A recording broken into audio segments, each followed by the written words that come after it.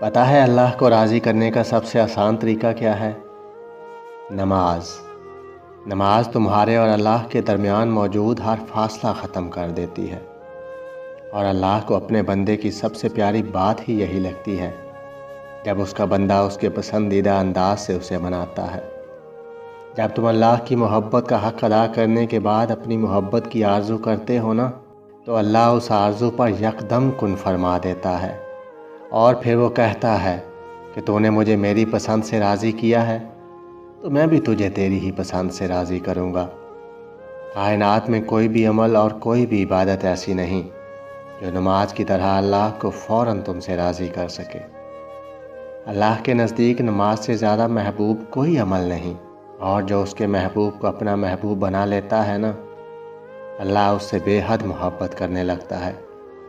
और जो सजदों में सुस्ती नहीं करते, फिर अल्लाह भी उनकी दुआओं की कबूलियत में ताख़ीर नहीं होने देता।